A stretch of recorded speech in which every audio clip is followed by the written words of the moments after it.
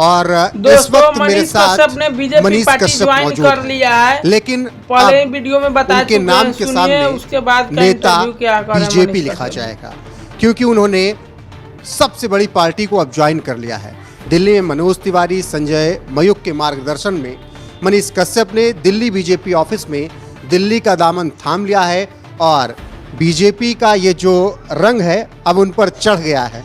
सबसे पहले बहुत बहुत स्वागत। हम उम्मीद कर रहे थे कि लोकसभा चुनाव में मनीष कश्यप जिस रंग में दिख रहे हैं बीजेपी में वही रंग दिखेगा, लेकिन ये अचानक से परिवर्तन क्यों हुआ, इसके पीछे का कारण क्या है? सबसे पहले तो मैं क्लियर कर देना चाहता हूं कि मैं देश के सबसे लोकप्रिय प्रधानमंत्री नरेंद्र मोदी जी के नेतृत्व में मैं अब काम करूंगा और ये डिसीजन जो है मेरी माँ का था और मैं अपनी माँ की बातों को नहीं काट सकता हूँ। पहला चीज। दूसरा चीज, मुझे बिहार के लोगों के लिए काम करना था और आज भी जो है बीजेपी कह रही है कि हमारे साथ मिलकर काम करो, तो फिर क्या दिक्कत है? और तीसरा चीज, बहुत सारे लोग चाहते थे कि मनीष कश्यप को बीजेपी से टिकट मिले, बीजेपी से टिकट मिले।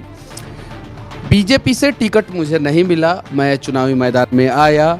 अब जो है मुझे वो सारी चीज़ें मिलेगी जिसके तहत जो है मैं गरीबों के लिए आसानी से काम कर सकता हूँ, मैं आवाज़ उठा सकता हूँ, लोगों की मदद कर सकता हूँ। जैसे मैं 2 दिन पहले चुनाव प्रचार में गया था, एक बूढ़ी माँ जो है वो मतलब कि मेरे सामने आई जिनके पास घर और कुछ नहीं था। मैंने बोला घर बनवाऊंगा, तो मैं यहाँ से जैसे जाऊंगा, आचार संहिता जैसे खत्म होगा, जिस दिन आचार संहिता खत्म होगा उस दिन उनके घर में काम लग जाएगा, मनीष कश्यप लगवा देगा। मैं पहले जो काम करता था वो काम करता रहूंगा, ठीक है। लेकिन मेरी माँ ने कहा मनोज भैया घर है, देखिए सबका अपना अपना चीज़ें होता है, तो मनोज भैया मेरा बहुत मदद किए थे। हाँ, हालांकि ये बात सही है कि उसके अलावा भी बहुत सारे लोगों ने आवाज उठाया था, धन्यवाद। और जितने भी शुभचिंतक हैं मेरे, वो सभी लोग कह रहे हैं कि ठीक है मनीष जी, हम लोग चाहते भी थे कि बीजेपी में आप शामिल हो जाए, बीजेपी आपको काम करने के लिए छूट दे। अब जो है मुझे वो सारा मौका मिल गया है, तो मैं अब अच्छे ढंग से और काम कर पाऊंगा। लेकिन एक सबसे बड़ा सवाल यहाँ है, मैं लगातार बिहार में जब पहुँचा, पश्चिमी चंपारण में पहुँचा जहाँ से आप चुनाव लड़ने वाले थे, सबसे पहले तो एक बार जनता को बता दिया चुनाव लड़ेंगे या नहीं लड़ेंगे, और दूसरी बात उस जनता के लिए जिस पर मनीष कश्यप को बहुत भरोसा था, जनता का जो भरोसा था, वो भरोसा आप बरकरार रखें उस जनता के उसी तरीके से? देखिए, मैं उसी तरीके से काम करूंगा और मैं जो सहायता केंद्र खोलने वाला था अलग अलग जगहों पे, वो सहायता केंद्र जो है आचार संहिता खत्म होगा वो खुल जाएगा, ठीक है। मैं जैसे रोजगार के लिए काम करता था, मैं आसानी से जो है दोस्तों मनीष कश्यप जी जैसे देख सुन चुके हैं कि बीजेपी पार्टी ज्वाइन कर चुके, मैं पहले भी बता चुका हूं दोस्तों। ये मनीष कश्यप है ना, जो बीजेपी के जाल में फंस गया है और बीजेपी का दलाल भी हो चुका है, क्योंकि संजय जायसवाल जो खड़ा हुए हैं पश्चिमी चंपारण जिले से दोस्तों, उनको हार का डर सता रहा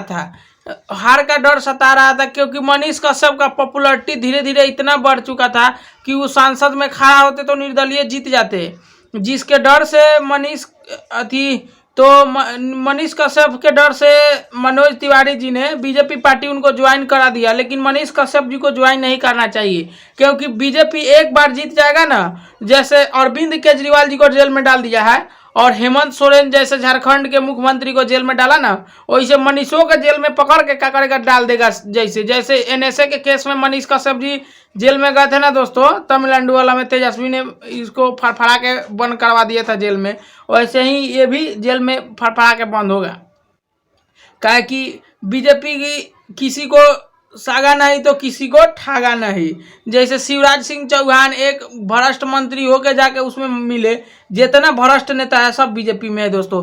क्योंकि पटना में जब तेजस्वी जी के सरकार था तो वहां पर कोई गोली डंडा नहीं चला था। जब रेलवे स्टूडेंटों ने प्रोटेस्ट करना शुरू किया तो उसमें जाके तेजस्वी जी और एनडीए का नीतीश कुमार जी का सरकार बना था दोस्तों। रेलवे के छात्रों को खूब पीटा गया, आप लोग देखे ही थे। इसीलिए मनीष कश्यप जी को बीजेपी में नहीं जाना चाहिए था और बीजेपी में जाकर उन्होंने खुद के कुल्हाड़ी पर खुद पर पैर मारा है। और इसके लिए मनीष कश्यप जी को मैं ये सलाह देना चाहूँगा कि वो बीजेपी में अभी भी तोड़कर निर्दलीय लड़े और सारे जनता से क्षमा मांगे और क्षमा मांगकर कहा कि पुनः मैं नामांकन कराकर और चुनाव लड़ रहा हूँ और जीतूंगा। दोस्तों जय हिंद, जय बिहार, मिलेंगे नेक्स्ट वीडियो में।